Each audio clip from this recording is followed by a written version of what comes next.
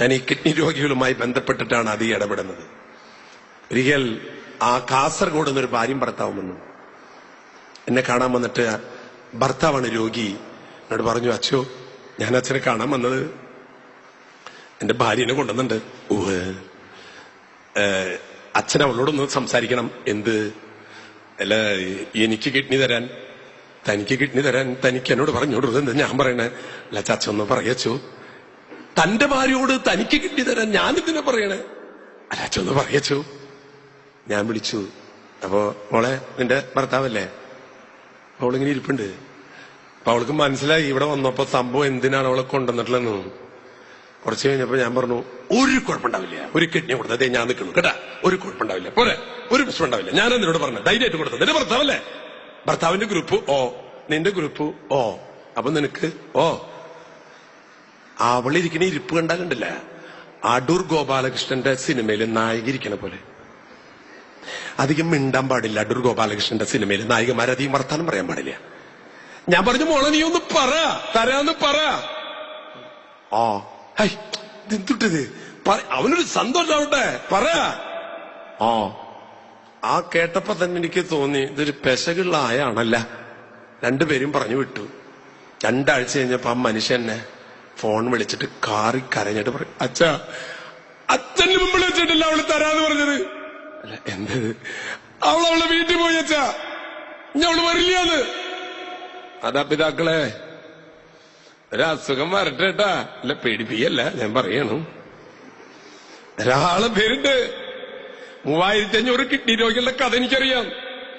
100 ചില്ലാനും പേര് രോഗം വന്നപ്പോ ഭാര്യനെ വേണ്ടാന്ന്. ഇന്ന് പോയിട്ട് ഭർത്താവിനോടൊന്ന് ചോദിച്ചോളൂട്ടാ, അല്ല എനിക്ക് കിഡ്നി രോഗം വന്നാല് നിങ്ങൾ എന്നെ ഉപേക്ഷിക്കുകയോ? ബാളൂരി, എന്തിനാ കിഡ്നി രോഗം വരാൻ നിക്കണേ?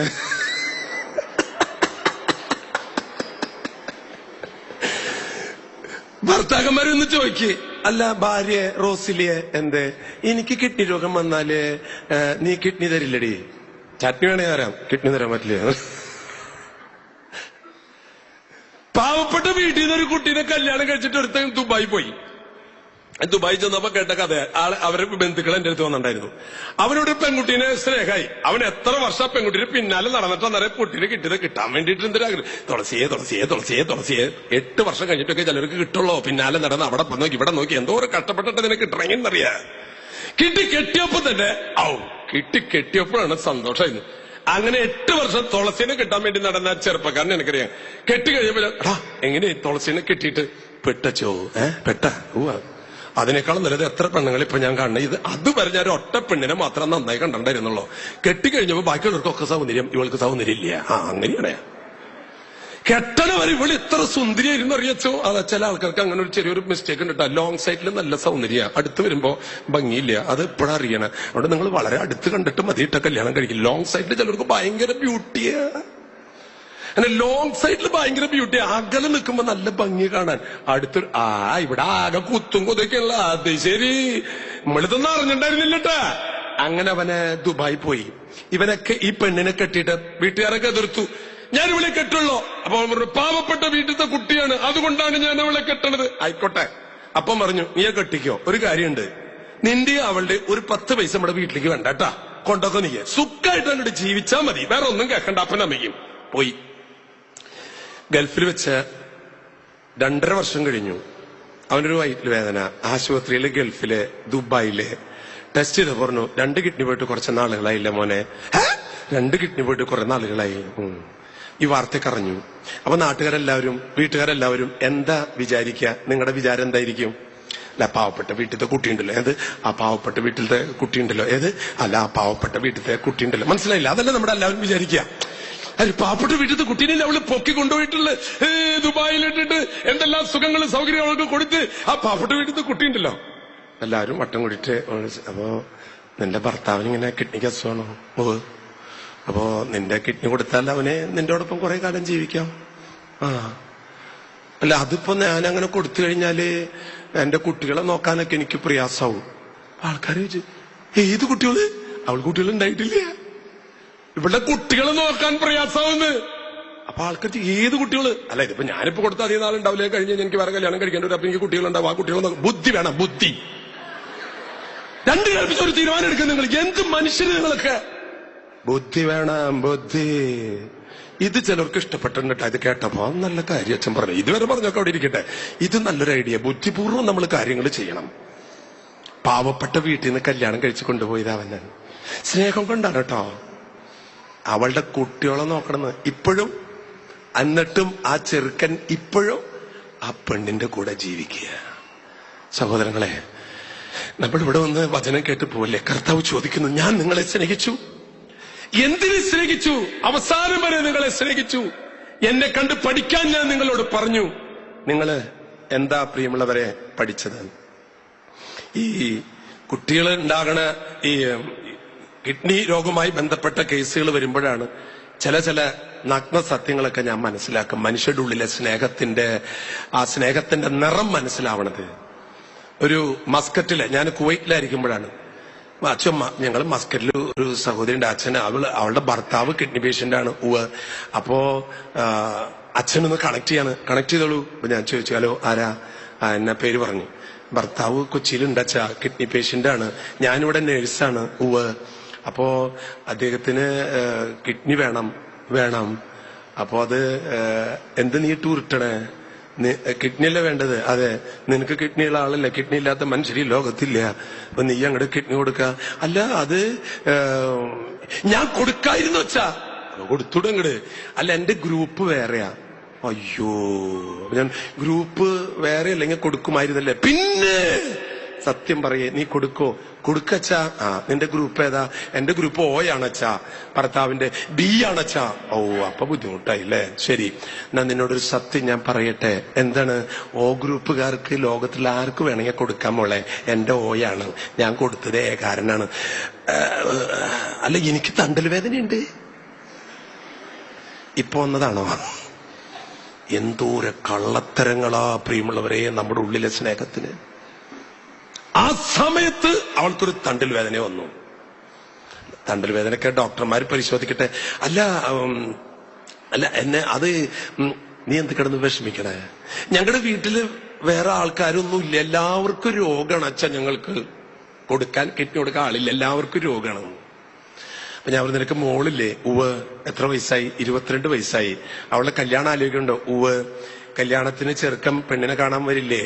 അല്ല, എന്താ അച്ഛൻ? അല്ല, വരില്ലേ? അല്ല, പെണ്ണിനെ കാണാനല്ലോ. കാണാൻ വരുമ്പോ ആദ്യം ഇത് പറഞ്ഞോളോ. എന്തെന്ന് മോനെ, ഒരു കാര്യം പറയാം. ഞങ്ങളുടെ വീട്ടിലെല്ലാവർക്കും അസുഖമാണ്. നീ പറയോ?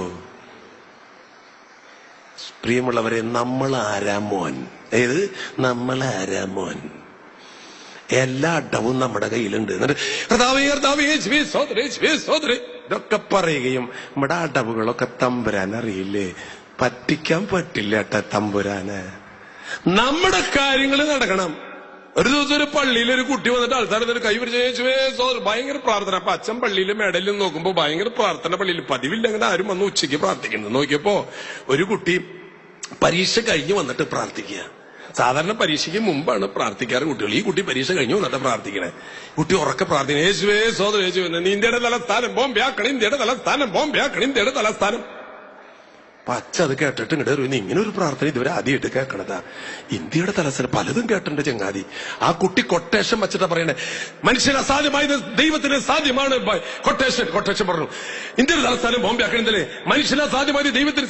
അച്ഛൻ പള്ളിയിലേക്ക് കയറി വന്നിട്ട് ഈ കുട്ടിയുടെ അടുത്ത് വന്നിട്ട് ചോദിച്ചു, മോളെ, ഇന്ത്യയുടെ തലസ്ഥാനം ഡൽഹി പോരെ? പറ്റില്ല, ഇന്ത്യയുടെ തലസ്ഥാനം ബോംബെയാക്കണം, ഇന്ത്യയുടെ തലസ്ഥാനം ബോംബെയാക്കണം. എന്താ കാര്യം? പരീക്ഷയിൽ ചോദ്യം വന്നു, ഇന്ത്യയുടെ തലസ്ഥാനം ബോംബെ, കൽക്കട്ട, മദ്രാസ്, ഡൽഹി. അവിടെ എഴുതി പോയി എന്തെന്ന് ബോംബെ. എഴുതിയത് മാറ്റാൻ പറ്റില്ല, പക്ഷെ ദൈവത്തിന് പറ്റും. വിശ്വാസം വേണം. വിശ്വാസമുണ്ടെങ്കിൽ ഡൽഹിയെ മാറ്റി ബോംബെയാക്കാൻ പറ്റും. എന്താ? ആ കുട്ടിയുടെ നിഷ്കളങ്കമായ വിശ്വാസമാണ്. പ്രിയമുള്ളവരെ, തമ്പുരാന്റെ സന്നദ്ധിയിൽ നമ്മൾ നിന്ന് പ്രാർത്ഥിക്കണതിന്റെയൊക്കെ കാമ്പ് തോരന്നിട്ട് നീ എന്തിനിത്ര കഷ്ടപ്പെട്ട് പോട്ടൽ വരണം അന്തോണിക്കുട്ടിയെ? എനിക്കറിയാടാ നിന്റെ ലക്ഷ്യം എന്താന്നുള്ളത്. അറിയാം പ്രിയമുള്ളവരെ, നമ്മുടെ മനസ്സറിയുന്നവനെ കരമേറി. Hallelujah, hallelujah, hallelujah. ഞാൻ വന്നോളൂ. ഞാൻ കുവൈറ്റിലായിരുന്നു. അവിടെ ഈ ഓർഗൻ ഡൊണേഷന്റെ ക്യാമ്പയിന് വേണ്ടിയിട്ട് ഗവൺമെന്റ് ക്ഷണിച്ചിട്ട് ഞാൻ പോയതാ. 1.5 വർഷം മുമ്പ് കുവൈറ്റിൽ നിന്ന് ഒരു സഹോദരി എന്നെ ഫോൺ വിളിച്ചു. കിഡ്നി രോഗിയാണ് അവള്. അവള് നാട്ടിൽ വന്നിട്ട് ടീച്ചറാണ്, അവിടെ കുവൈറ്റ് സ്കൂളിൽ പഠിപ്പിക്കുക. വന്നിട്ട് അപ്പൊ എന്നെ വിളിച്ചിട്ട് പറഞ്ഞു, അച്ഛോ ഞാൻ ഫോൺ വിളിച്ചത് കുറച്ച് കരയാനാണ്. കരയാൻ വേണ്ടി ഫോൺ വിളിക്കേ? നിന്റെ പേരെന്താ? ശ്രീലേഖ. എന്തിനു മോളെ നീ കരയണേ? എന്റെ കിഡ്നി ട്രാൻസ്പ്ലാന്റേഷൻ വെച്ചാ 4 ദിവസം കഴിഞ്ഞാല്. അതിനെതിനെ കരയണേ? നിനക്ക് സുഖം കിട്ടാൻ പോവല്ലേ? ആരാ കിഡ്നി തരണേ? എന്റെ ചേച്ചിയാണ് കിഡ്നി തരണേ. ചേച്ചിയെ ഓർത്ത് ദൈവത്തിന് നന്ദി പറയേ. ഒരു ഹൈന്ദവ കുടുംബം, അത്ര നല്ലൊരു ചേച്ചിന് നിങ്ങൾക്ക് കിട്ടിയില്ലേ? ഈ സ്ത്രീ കണ്ടമാനം കരയാൻ തുടങ്ങി. മോളെ എന്തിനു കരയണ? ഇത്ര കരയേണ്ട ആവശ്യമില്ലല്ലോ, ഇത് പ്രയാസമുള്ള കാര്യമില്ല. അല്ല എന്റെ ഭർത്താവ് ICICI ബാങ്കിലേക്ക് പോയിരിക്കുക. അതെന്തിനിപ്പോ ICICI ബാങ്കിലേക്ക് പോയിരിക്കണേ? എന്റെ ചേച്ചിയുടെ അക്കൗണ്ടിൽ 10 ലക്ഷം രൂപ ഇടാൻ. സ്വന്തം സഹോദരിക്ക് 10 ലക്ഷം രൂപയ്ക്ക് കിഡ്നി കൊടുത്ത സഹോദരി ഈ നാട്ടിലുണ്ട്. ദൈവമേ, നാട്ടിലെ ആൾക്കാർ മുഴുവൻ ഈ സഹോദരിയെ കുറിച്ച് എന്താ പറയുന്നറിയോ?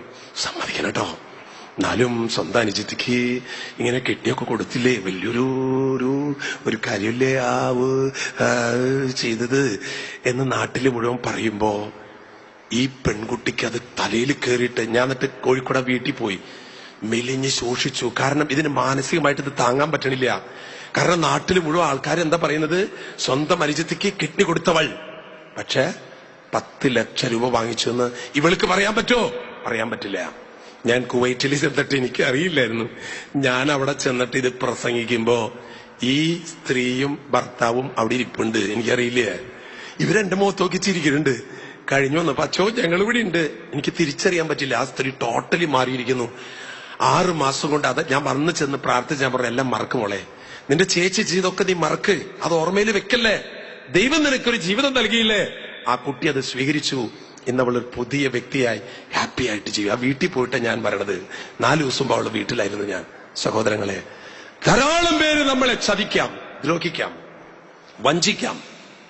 അതൊന്നും നമ്മളോടുള്ള ദൈവസ്നേഹം വറ്റിച്ച് കളയാൻ ഇടവരുത്തരുത്. കർമ്മീർത്തി. Hallelujah, hallelujah. പ്രിയമുള്ളവരെ, ബരാബാസിനെ തൊട്ടടുത്ത് നിർത്തിയിട്ട് യേശുവിന്റെ മേൽ വിലപേശി. യേശുവിന്റെ ഹൃദയത്തിലെ ദൈവസ്നേഹം വറ്റിപ്പോയില്ല. നാം ഈ ലോകത്തൊരു മനുഷ്യനെ സ്നേഹിക്കുമ്പോൾ അത് ദൈവത്തോടുള്ള സ്നേഹത്തിന്റെ പ്രകടനമായി തീരണം. പ്രിയമുള്ളവരെ, തമ്പുരാൻ എന്തുകൊണ്ടാണ് നമ്മളെ സ്നേഹിക്കുന്നത്? ഞാൻ വെറുതൊരു ചോദ്യം, എന്തുകൊണ്ടാണ് ദൈവം നമ്മെ സ്നേഹിക്കുന്നത്? നമ്മുടെ എന്ത് കണ്ടിട്ട് ദൈവം നമ്മെ സ്നേഹിക്കുന്നു? ദൈവം നിങ്ങൾക്ക് മക്കളെ നൽകിയിരിക്കുന്നു. മക്കളില്ലാത്ത ലക്ഷക്കണക്കിന് മാതാപിതാക്കൾ ഈ ലോകത്തുള്ളപ്പോ നിങ്ങൾക്ക് മക്കളെ നൽകിയിരിക്കുന്നു. നിങ്ങളുടെ ഭർത്താവ് ഇപ്പോ നിങ്ങളുടെ കൂടെയുണ്ട്. ഇന്നലെ ഒരു സെക്കൻഡ് സമയം കിടക്കുന്ന ഭർത്താവിനെ തട്ടി വിളിച്ചപ്പോൾ അനങ്ങണില്ല. ഭർത്താവില്ലാത്ത വിധവയായി അവൾ മാറി. ഇന്ന് നിന്റെ കൂടെ ഭർത്താവുണ്ട്. ആ മനുഷ്യനെ നീ വീട്ടിൽ വെച്ച് കാണുന്നില്ലേ? ഇനി നാളെ ആ ഭർത്താവ് നിന്റെ കൂടെ ഉണ്ടാകുമോ? ചിന്തിച്ചിട്ടുണ്ടോ? ആരുടെ കരുണ കൊണ്ട്? ഇന്ന് നിന്നെ ശുശ്രൂഷിക്കാൻ ഭാര്യയുണ്ട്. നാളെ അവളുടെ ജീവിതം കടന്നുപോയ ആരുണ്ട് നിന്റെ കൂടെ? അതോർത്തിട്ടാണോ അവളെ സ്നേഹിക്കണത്? അതോർത്തിട്ടാണോ നീ അവനെ സ്നേഹിക്കുന്നത്? ദൈവം നമ്മെ സ്നേഹിക്കുന്നു. ദൈവം എങ്ങനെ നമ്മളെ സ്നേഹിക്കുന്നു? തന്റെ പീഡകളുടെ മുമ്പിൽ പീഡാസഹനത്തിന്റെ കാലഘട്ടമല്ലേ പ്രിയമുള്ളവരെ? നോമ്പ് കാലഘട്ടമല്ലേ ഇത്? കർത്താവ് നമ്മളെ സ്നേഹിച്ചത് എങ്ങനെയാ? ജീവിതത്തിൽ എല്ലാ വേദനകളും അവിടെ ഏറ്റെടുത്ത് നമുക്ക് സുഖം തന്നിട്ടാണ്. നമ്മൾ സുഖിച്ചിട്ട് ആരെയും സ്നേഹിക്കാൻ പറ്റില്ല മാതാപിതാക്കളെ. സഹിച്ചിട്ട് മറ്റുള്ളവരെ സ്നേഹിക്കാം. കരമേർത്തി. Hallelujah, hallelujah, hallelujah. നമ്മുടെ ഉള്ളിലെ സ്നേഹം, ഞാൻ പെട്ടെന്ന് ചില കാര്യങ്ങൾ നിങ്ങൾ ഓർമ്മിപ്പിക്കാം. ധൂർത്തപുത്രന്റെ ഉപമയിലെ ഒരു മൂത്ത പുത്രനുണ്ടായിരുന്നു. അവൻ തന്റെ പിതാവിനെ സ്നേഹിച്ചു. പക്ഷെ അവന്റെ ഉള്ളിലെ സ്വാർത്ഥ സ്നേഹമായിരുന്നു. സ്വന്തം അനുജനെ പിതാവ് വീട്ടിലേക്ക് കയറ്റിയപ്പോൾ അവൻ അവന്റെ തനി നിറം പുറത്തെടുത്തു. അവൻ വീട്ടിലേക്ക് കയറിയില്ല. ആ സ്നേഹത്തിന് എന്ത് വിലയുണ്ടെന്ന് നിങ്ങൾ പരിശോധിക്കുക. ജോസഫ്, പൂർവ്വ യൗസേപ്പ്, തന്റെ സഹോദരന്മാരുടെ 100 പീഡനങ്ങൾ തന്നെ വിറ്റു കിണറ്റിൽ തട്ടിയിട്ട് കൊല്ലാൻ നോക്കി.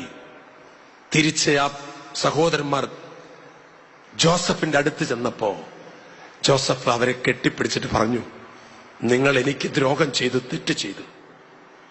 ദൈവം അനേകരുടെ നന്മയാക്കി മാറ്റി. എനിക്ക് നിങ്ങളോടൊരു വിരോധവുമില്ല.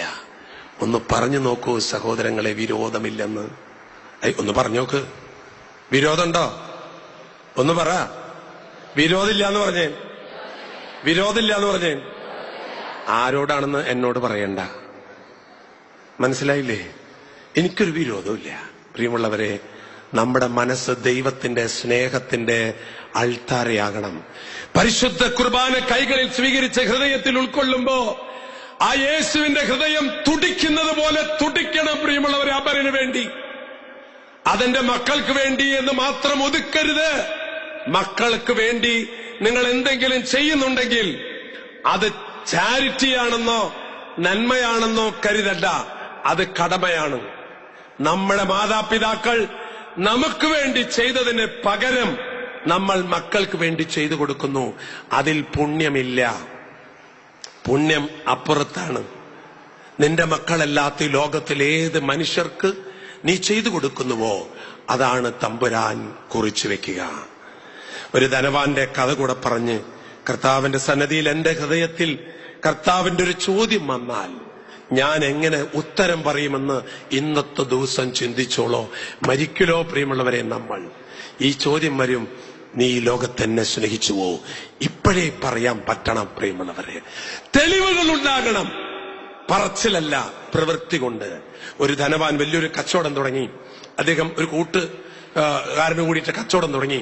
കുറെ കഴിഞ്ഞപ്പോ ഒരു സുഹൃത്ത് ഇദ്ദേഹത്തോട് പറഞ്ഞു, നീ കച്ചവടം നടത്തുമ്പോ നിന്റെ പാർട്ട്ണറോട് എല്ലാ കാര്യങ്ങളും തുറന്നു പറയരുത്. എന്തേ?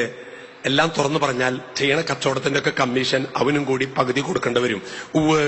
അപ്പൊ നീ പറയാണ്ടിരുന്നാൽ ആ കമ്മീഷൻ നിനക്ക് അടിക്കാം. നല്ല ഉപദേശല്ലേ? നല്ല ഉപദേശ. അങ്ങനെ അവനോട് പലതും പറയാതെ കച്ചവടം മുന്നോട്ട് പോയി, സമ്പത്ത് കൂടി. കുറച്ച് കഴിഞ്ഞപ്പോൾ അയാൾ പറഞ്ഞു, നിന്റെ ഭാര്യയോടെല്ലാം നീ തുറന്നു പറയണ്ടെന്ന തോന്നനക്ക്. നിങ്ങളുടെ വീട്ടിലെ ഭർത്താവ് എവിടെ സ്ഥലമുണ്ട്, എന്തോരം ഡെപ്പോസിറ്റ് ഉണ്ട്, അതൊക്കെ നിങ്ങളോട് തുറന്നു പറയില്ലേ നിങ്ങളുടെ ഭർത്താവ്? എല്ലാം തുറന്നു പറയില്ലേ? നിങ്ങൾ അറിയാത്ത വല്ല രഹസ്യം ഭർത്താവിനുണ്ടാ? ഉള്ളവരെ കൈബന്ധിക്ക്.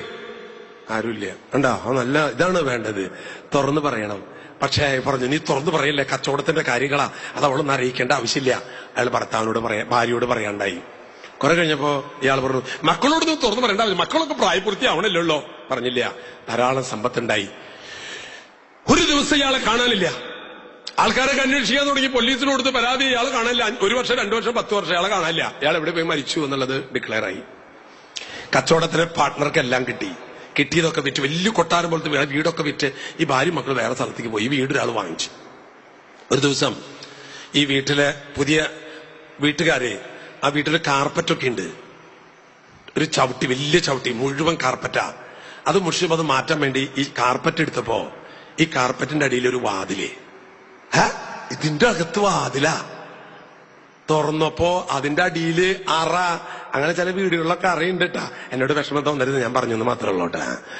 അപ്പൊ അങ്ങനെ ചില അറകളുണ്ട് വീട്ടിൽ, സൂക്ഷിച്ച് വെക്കേണ്ട ചില സാധനങ്ങളൊക്കെ ഞാൻ പറഞ്ഞില്ല. അപ്പൊ അതിന്റെ അടിയിലേക്ക് അങ്ങോട്ട് ഇറങ്ങിപ്പോയി ഇവര്. ഇറങ്ങിച്ചെന്നപ്പോ ഒരു ഡോറിലൊരു താക്കോലിരിക്കണു. താക്കോല് തുറന്നപ്പോ മനസ്സിലായില്ലല്ലേ? ഈ അസ്ഥിക്കൂടത്തിന്റെ ഇടയിന്ന് പാറ്റ പോയ ശബ്ദമാണ് പിണ്ടാക്കിയത്. ശരിയായിട്ടില്ല, കുഴപ്പമില്ല, ഇത്രയ്ക്കൊക്കെ മതി അതിന്. അങ്ങനെ ഈ മനുഷ്യൻ ഭാര്യയോ ആരും അറിയാതെ വീടിന്റെ അറയിൽ സൂക്ഷിക്കുക. സമ്പത്ത് സമ്പാദിക്കുന്ന ധനികൻ. ആരും അറിയിക്കരുതിട്ട കൊണ്ടുവച്ചോളോ. സ്വർഗത്തില് എന്താ പലണ്ടവന്നറിയ. അകത്ത് കയറിയപ്പോ താക്കോലെടുക്കാൻ മറന്നു. വാതിലടച്ചു. ധൃതിയിലെ പണവും സമ്പത്തും കൊണ്ടുവയ്ക്കുന്ന മനുഷ്യൻ അതിൽ അടയ്ക്കപ്പെട്ടു. ആരും അറിഞ്ഞില്ല. വർഷങ്ങൾ കിടന്നു. ചത്ത് ചീഞ്ഞ് പോയ ഒരു ജന്മം. എന്തിനു വേണ്ടി ഔസേപ്പേ ഈ ഭൂമിയിൽ നീ ജീവിച്ചു? ആർക്കെന്ത് കൊടുക്കാൻ? മരിക്കുമ്പോ പറയാൻ പറ്റുമോ, കർത്താവേ നിനക്ക് വേണ്ടി ജീവിച്ചു? അത് പറയാൻ പറ്റുന്നതാണ് പ്രിയമുള്ളവരെ ജീവിതത്തിൽ നമ്മുടെ ഏറ്റവും വലിയ സന്തോഷവും സമാധാനം. കണ്ണുകൾ അടയ്ക്കാം, ഒരു നിമിഷമൊക്കെ പ്രാർത്ഥിക്കാം. ദൈവമേ, നിന്റെ സ്നേഹത്തിന്റെ ആഴം എന്റെ ഹൃദയം തൊട്ടറിയട്ടെ എന്ന് ഞാൻ പ്രാർത്ഥിക്കുന്നു. ഇത്ര പ്രായമായി എത്രയെത്ര സങ്കടങ്ങളിലൂടെ ഞാൻ കടന്നുപോയി. കുടുംബം, ഭർത്താവ്, ഭാര്യ, ഇതൊക്കെ ഇന്നൊരു ഭാരാണ് എനിക്ക്. എങ്ങനെ ഇവളെ അവിടെ എത്തിക്കും, മരിക്കണവരെ ഇവളെ എങ്ങനെ നോക്കുമെന്ന് എനിക്കറിയില്ല. ഈ ഭർത്താവിന്റെ കൂടെ എങ്ങനെ ജീവിക്കുമെന്ന് ഞാൻ പലപ്പോഴും ചിന്തിക്കുന്നുണ്ട്. ദൈവത്തിന്റെ സ്നേഹം ഒരു തുള്ളി പോലും വല്ലപ്പോഴും ഞാൻ ഈ പോട്ടയിൽ വന്നിരുന്ന് എല്ലാം മറന്നിരുന്ന് സ്തുതിക്കുമ്പോഴേ ഞാൻ അനുഭവിക്കുന്നുള്ളൂ. ഇത് വിട്ടാൽ എന്റെ മനസ്സ് തിരമാലകൾ അടിച്ചു കയറുന്നൊരു ഇളകി മറിയുന്ന കടൽ പോലെ. ആ കടലിലേക്ക് കർത്താവെ നിന്നെ ഞാൻ ക്ഷണിക്കുന്നു. ഒന്ന് വരണമേ, ശാന്തമാകുക, ഞാൻ ദൈവമാണ് എന്ന് അറിയുക. കർത്താവെ, ഞങ്ങൾ അയോഗ്യരാണ്, തീർത്തും അയോഗ്യരാണ്. പാപങ്ങൾ മാത്രമാണ് ഞങ്ങളുടെ കൈകളിൽ. അസൂയ കൊണ്ട്, വിദ്വേഷം കൊണ്ട്, സ്വാർത്ഥത കൊണ്ട്, ലൗകിക മോഹങ്ങളെ കൊണ്ട് നിറഞ്ഞൊരു ശരീരം. ആ ശരീരത്തിന്റെ മോഹങ്ങൾ ഞങ്ങളെ ഞെക്കി ഞെരുക്കുന്നു. സ്വർഗം ലക്ഷ്യം വെച്ച് ജീവിക്കാൻ ആഗ്രഹിക്കുന്നു. പൗലോസ്ലീഹ പറയുന്നത് പോലെ ആഗ്രഹം ഒന്ന്, പ്രവൃത്തി വേറൊന്ന്. കർത്താവേ, കുരിശിൽ കിടന്നുകൊണ്ട് നീ പ്രാർത്ഥിച്ചില്ലേ? നിന്നെ കുരിശിൽ തറച്ച് കൊല്ലുമ്പോൾ പോലും നിന്റെ ഹൃദയത്തിലെ സ്നേഹം നീ ഞങ്ങളോട് കാണിച്ചു നിന്നിട്ട് പറഞ്ഞു, പിതാവേ, ഇവരോട് പൊറുക്കണം. എനിക്കെന്തേ അങ്ങനെ പറഞ്ഞാൽ? എന്നോട് എത്ര വഞ്ചനകൾ കാണിച്ച മനുഷ്യരുണ്ട്. സ്നേഹം സ്നേഹമെന്ന് പറഞ്ഞാ പോരല്ലോ, പൊറുക്കും. ഇന്ന് ആരാധനയുടെ നിമിഷങ്ങളിൽ ഞാൻ പൊറുക്കും. കർത്താവേ, നാളെ എന്റെ മരണ ദിവസമായിരിക്കാം. ഞാൻ മരിച്ചാൽ എന്റെ കൂടെ ജീവിക്കുന്ന ഭർത്താവ് മഞ്ചയിൽ കൂടെ കിടന്നു വരില്ല, എന്റെ ഭാര്യ വരില്ല, എന്റെ മക്കൾ വരില്ല. വരും ഞാൻ അങ്ങയോട് കാണിച്ച സ്നേഹം. ആർക്കു വേണ്ടി ഞാൻ ജീവിച്ചുവോ അവന്റെ സ്നേഹം എന്റെ കൂടെ ഉണ്ടാകുമോ? ഇന്ന് വചനപ്രഘോഷണത്തിൽ ഒരു വൈദികന്റെ അതിരത്തിലൂടെ കർത്താവിനോട് ചോദിച്ചു, നീ എന്നെ സ്നേഹിക്കുന്നുവോ? ഞാൻ ആഗ്രഹിക്കുന്നത് ബലിയല്ല, കരുണയാണ്. നിന്റെ ഹൃദയത്തിലുണ്ടോ എന്റെ കരുണ? കരുണാമയനായ കർത്താവ്, പ്രിയമുള്ളവരെ, ഇന്ന് നമ്മളോട് ചോദിക്കുന്നു, ഈ കൊച്ചു ശരീരം, ഈ ശരീരത്തിലെ കിഡ്നികളും ഹൃദയവും ലിവറും ലങ്സും നിന്റെ കാഴ്ചയും കേൾവിയും ബുദ്ധിയും ഒക്കെ ആര് നിയന്ത്രിക്കുന്നു? മകനെ, മകളെ, ചിന്തിച്ചിട്ടുണ്ടോ നീ? ഒരു ഞരമ്പ് പിണഞ്ഞാൽ നീ ICUലാണ്, നീ മെഡിക്കൽ ട്രസ്റ്റിലാണ്. അവിടെ കിടക്കുമ്പോൾ നിന്റെ മക്കളോ നിന്റെ സഹോദരങ്ങളോ നിനക്ക് കൂട്ടിനുണ്ടാവില്ല. ഈ അച്ഛൻ പറയുന്നത് കേട്ടോ, കർത്താവ് മാത്രമേ നിനക്ക് കൂട്ടിനുണ്ടാവൂ. ആ കർത്താവിനെ നീ ഹൃദയത്തിൽ ഇപ്പോഴേ സ്വന്തമാക്കണം. ഏത് മരുഭൂമിയിലൂടെ കടന്നു പോകുമ്പോഴും മന്ന ആകാശത്ത് നിന്ന് പെയ്ച്ച ദൈവം, പാറയിൽ നിന്ന് ജലം പുറപ്പെടുവിപ്പിച്ച ദൈവം, ശക്തനായവൻ വലിയ കാര്യങ്ങൾ ചെയ്തു തരുമെന്ന് മറിയം വെറുതെ പറഞ്ഞതല്ല. സഹോദര, സഹോദരി, നിന്റെ ജീവിതമാണ് ശക്തി, നിന്റെ സമ്പത്തല്ല ശക്തി, നിന്റെ ഭർത്താവല്ല ശക്തി, നിന്റെ ഭാര്യയല്ല ശക്തി, കർത്താവാണ്. അവിടത്തോടുള്ള സ്നേഹമാണ് നിന്റെ ഹൃദയത്തിലെ സമ്പത്തായി മാറേണ്ടത്. അത് കണ്ടിട്ട് നിന്റെ മക്കൾ നിങ്ങളെ സ്നേഹിക്കണം. അപ്പന്റെ സ്വത്തും അമ്മയുടെ സ്വത്തും കണ്ടിട്ടല്ല മക്കൾ നിങ്ങളെ സ്നേഹിക്കേണ്ടത്. നിങ്ങളുടെ ഹൃദയത്തിലെ ദൈവസ്നേഹം കണ്ട് നിങ്ങളെ സ്നേഹിക്കണം മാതാപിതാക്കളെ. അല്ലെങ്കിൽ നിങ്ങൾ പറ്റിക്കപ്പെടും, ചതിക്കപ്പെടും, വേദന കൊണ്ട് നിങ്ങളുടെ മനസ്സ് നീറും. നിങ്ങളുടെ ഹൃദയം കാണണം നിങ്ങളുടെ മക്കൾ. നിങ്ങളുടെ ഭക്തി, നിങ്ങളുടെ ആത്മീയത, നിങ്ങളുടെ സ്നേഹം, നിങ്ങളുടെ ക്ഷമ, നിങ്ങളുടെ ത്യാഗം, നിങ്ങളുടെ സഹനം നിങ്ങളുടെ മക്കളെ കാണണം. യേശുക്രിസ്തു കാണിച്ചു തന്നു, സഹിച്ച് കാണിച്ചു തന്നു. കണ്ടുപഠിക്കേ, ഞാൻ നിങ്ങളെ എങ്ങനെ സ്നേഹിക്കുന്നുവെന്ന് കണ്ടുപഠിക്കേ.